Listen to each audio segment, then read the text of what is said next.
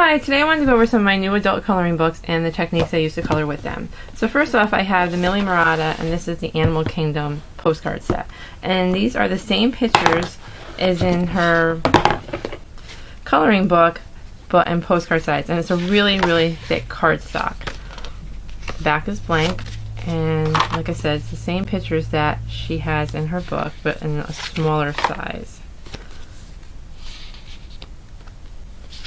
And her stuff is very, very detailed. Lots of fine details. And just to go over a few. So for these, I haven't so much used them as postcards as I've used to put in my art journal. Like, as you can see, I have this.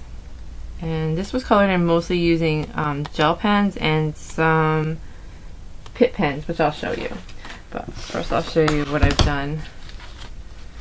These is I have kind of put them onto my journaling pages. So right here I have the peacock, and again that was done using I think distress markers, Pitt pens, and some of the Sakura gel pens. And on this page, here's the toucan, and again I think this was the Pitt pens and the Sakura gel pens. Same with these, and I don't know if you can see like the shimmer of the gel pens. Okay, so I used the metallic gel pens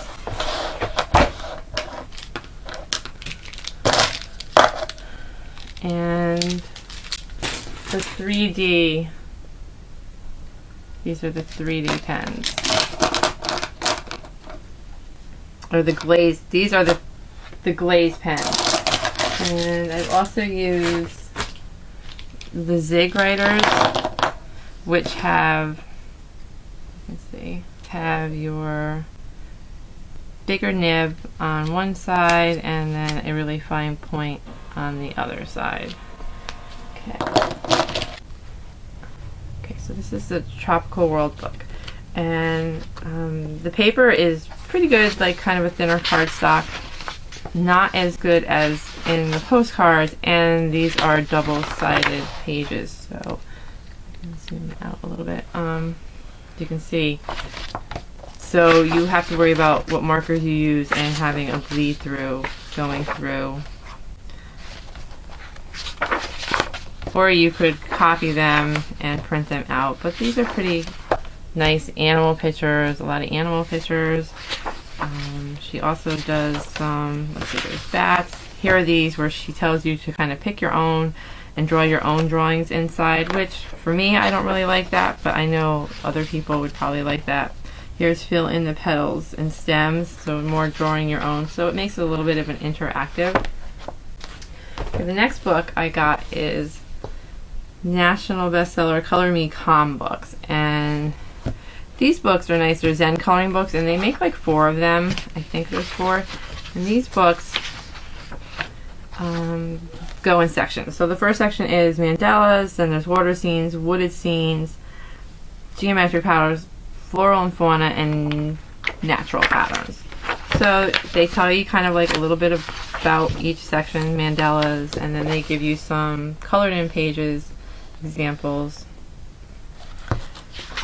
And more colored in examples, and then there's the section. And these are only one-sided, so you don't have to worry about bleed through. You can use kind of any kind of markers or anything that you want to use. You're not stuck to just like certain types. Okay, then we have our water scenes. And again, they kind of have some ones that are done for you. And I'm just not going to go through every single page. Okay, so next is the wooden scenes. Show you those.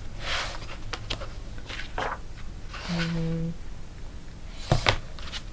they're color coded by each scene, by the edges, so you can find. Okay, the next section, let's see. I like this one.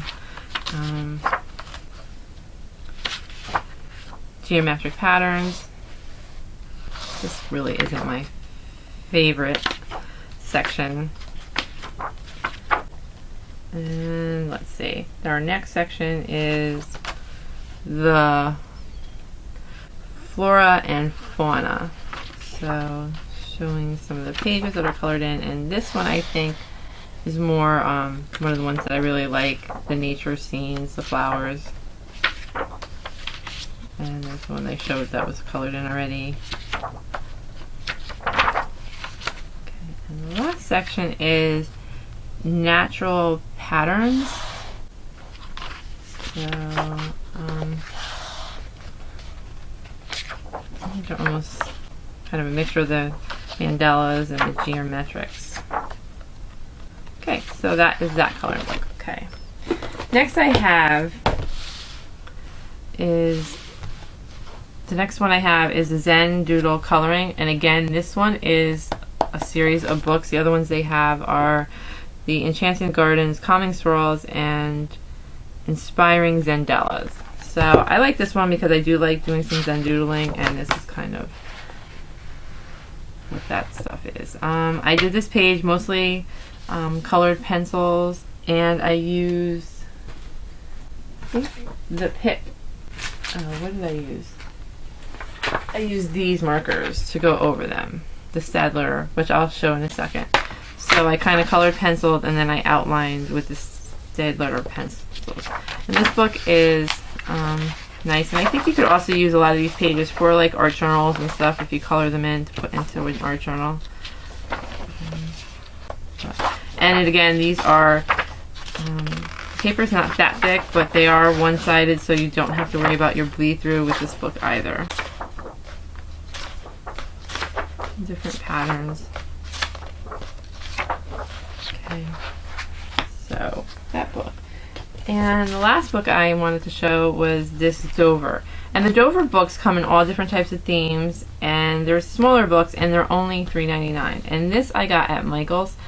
The other books I got at Joann's using a 50% off coupon, or even a 60% off coupon, because Michael's, while they have the biggest selection of books, do not let you use coupons on any of their books or magazines.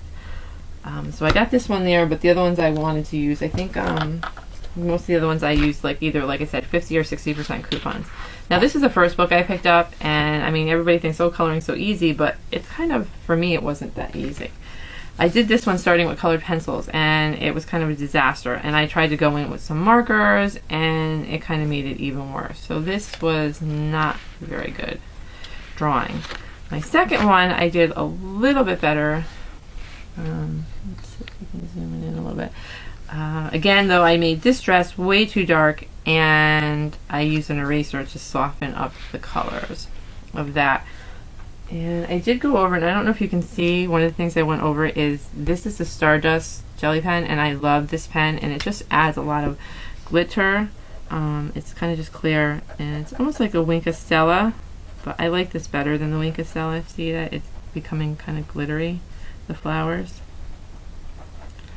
And I did this page, and I think I was getting, you know, practice makes perfect, because I think I did a really nice job on the horse, and also a little better on the dress. The background I didn't color in too completely, and then this page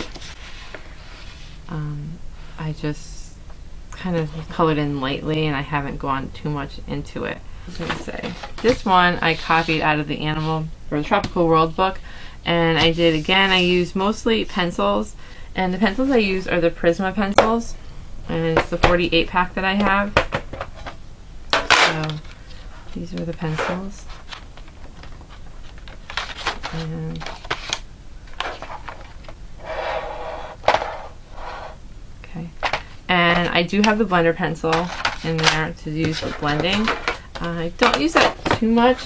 So with, like, for instance, for these, I colored in with colored pencil, and then I used these fine points markers. And these markers are really pretty colored, and the thing about this is nice is that the case, you can just, mine's kind of messed up, right? So you can just use the case to stand it up like that, and then you can just grab your markers out. So I find a lot of times when I was using with the colored pencils, I would just kind of go over after I did that, like, say for instance, like here, and this I did with a Copic, and I'll show you how it has laser. So after that, I would go over and kind of outline it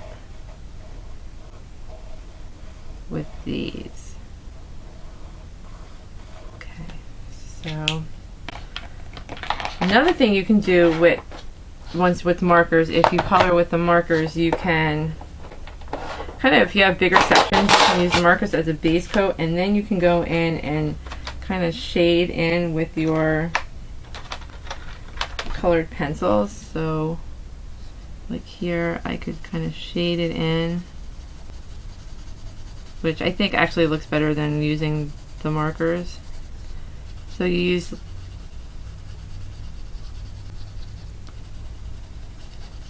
and that actually comes out pretty nice. So we could try that. Right, so those are the markers and the pencils I use. You can also use the distress markers. So say I wanted to color with the distress marker, again, like wider spaces. So let's just say I had this big leaf space, and the distress markers kind of color in, and I'm doing this really fast. And I mean, it doesn't have to be a distress marker, any water-based marker would work, and you can go in and kind of blend a little bit and kind of spread it out.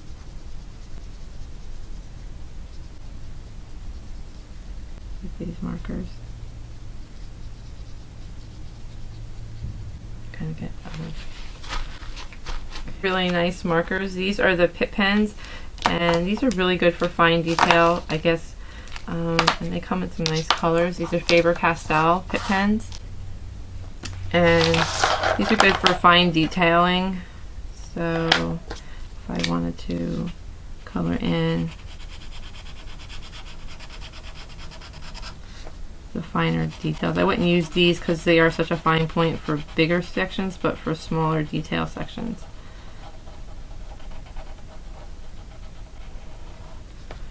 Then